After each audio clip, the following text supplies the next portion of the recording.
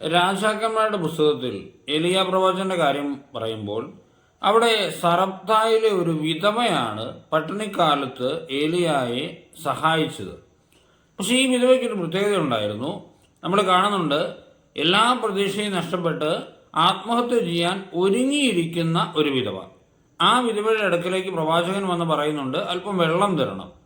അവള് നല്ല മനസ്സിലുള്ളവരായതുകൊണ്ടാണ് ആ പ്രവാചകൻ ആ സമയത്ത് വെള്ളം കൊടുക്കുന്നത്. കാരണം അവൾക്ക്, നമുക്കറിയാമല്ലോ, ഒരു പ്രതീക്ഷയുമില്ലാത്ത, നമുക്ക് ജീവിതത്തിൽ വലിയ കൊടിയ നിരാശയിലാകുമ്പോൾ സാധാരണഗതിയിൽ മനുഷ്യൻ പിന്നെ മറ്റാരെയും സഹായിക്കാൻ പോകത്തില്ല. പക്ഷെ ഈ ഒരു വിധവ അദ്ദേഹത്തെ സഹായിക്കാൻ മനസ്സ് കാണിച്ചു. അതുകൊണ്ടാണ് പിന്നീടുള്ള കാലം മുഴുവനും ഈ ഏലിയാ പ്രവാചകൻ അത്ഭുതം പ്രവർത്തിച്ച് ഒരിക്കലും മാവ് തീരാത്ത വിധത്തിൽ അവളെ സഹായിച്ച് അവളെയും മകനെയും പോറ്റാൻ തയ്യാറായത്.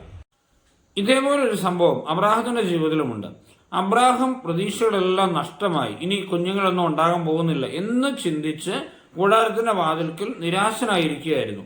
ആ സമയത്താണ് അപരിചിതരായ 3 മനുഷ്യർ തനിക്കെതിരെ വരുന്നത് കാണുന്നത്. അബ്രാഹം ചെയ്ത കാര്യം ഇങ്ങനെയാണ്: അവിടെ നിന്ന് അവൻ എണീറ്റ് താല്പര്യത്തോടെ അവരെ സൽക്കരിച്ചു. അതുകൊണ്ട് അവരുടെ കയ്യിൽ അബ്രാഹത്തിന് ഒരു അനുഗ്രഹം ദൈവം കൊടുത്തുവിട്ടിട്ടുണ്ടായിരുന്നു. ആ അനുഗ്രഹം നമുക്കറിയാം, പിറ്റേ വർഷം ഒരു കുഞ്ഞുണ്ടാകുമെന്ന അനുഗ്രഹമായിരുന്നു. ഈ 2 സംഭവങ്ങളിൽ നമ്മളെ പഠിപ്പിക്കുന്ന ഒരു യാഥാർത്ഥ്യമുണ്ട്.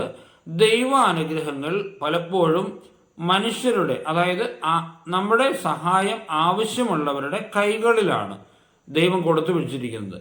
അതായത് നമ്മൾ അവരെ സഹായിക്കുമ്പോൾ നമ്മുടെ ജീവിതവും അനുഗ്രഹിക്കപ്പെടുകയാണ് ചെയ്യുന്നത്. ഈ ഒരു വലിയ ബോധ്യം നമുക്കുണ്ടാകട്ടെ.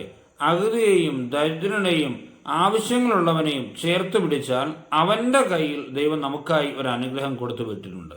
നമ്മുടെ കർത്താവ് ശംസിക്കയുടെ കൃപയും പിതാവായ ദൈവത്തിന്റെ സ്നേഹവും പരിശുദ്ധ സഹവാസവും നമ്മെല്ലാവരുടെയും കൂടെ ഉണ്ടായിരിക്കട്ടെ, ഇപ്പോഴും എപ്പോഴും എന്നേക്കും.